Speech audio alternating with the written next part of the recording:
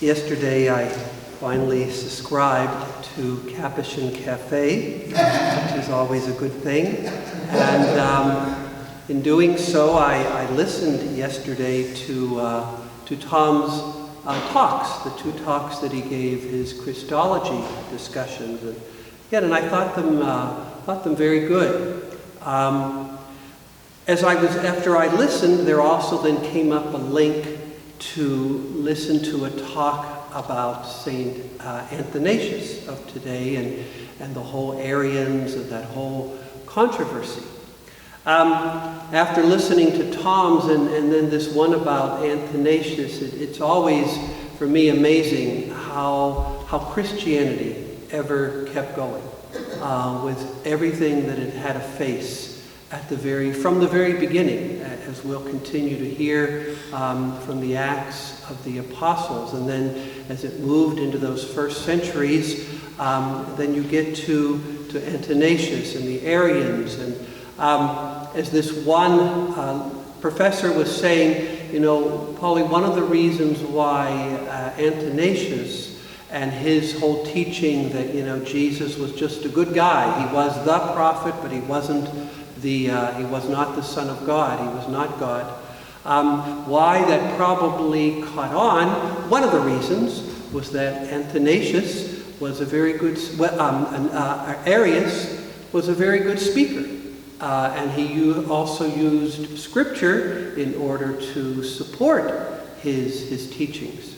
And so that whole controversy, you had all these Arian bishops, and then you had bishops on Athanasius' side, and so Constantine finally calls them together and says, you've got to iron this out. And so the whole Council of Nicaea. But even after that, Athanasius was exiled at different times.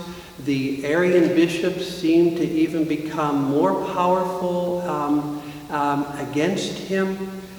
And so, as I was reading all that and listening to it, I'm thinking, okay, that faith-seeking understanding. They're all just trying to make sense from their world point of view of who this Jesus was. So you had the Arians, you had Athanasius, and other ideas that were out there.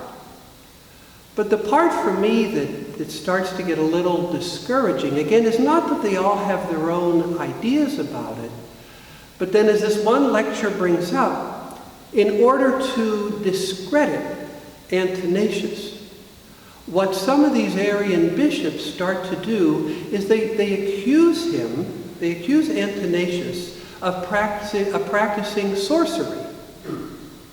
And this wild story that he killed someone, cut off his right hand, this is Athanasius, they're saying, killed somebody, cut off his right hand, and now he uses this right hand of this person for his sorcery reasons.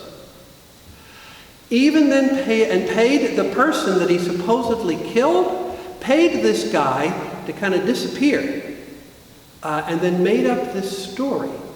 Get another woman to accuse Athanasius of doing wrong things. As I'm listening to all that, that's the part for me that starts to get, again, a little discouraging. Or what's not clicking? And I'm sure you had people on the Athanasius side who were maybe doing the same things. Getting people to lie about the Arian bishops.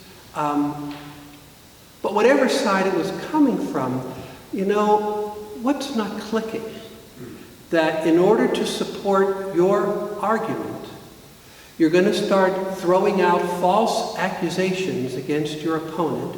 You're going to start paying people to back up your false accusations.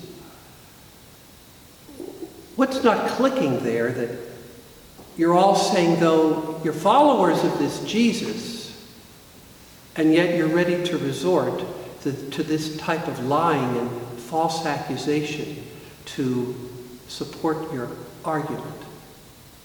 What's not happening there? And I think where we can find in today's reading in that the apostles, Peter, claims it out just in his, we're ready to give our all for you, Jesus, to give our all. And I think that's for us, brothers, sisters, what we always need to remind ourselves of giving our all, being authentic in how we live the faith, and that it's our all, and that we're not going to resort to, again, lies or whatever, and we would never do that. We would never.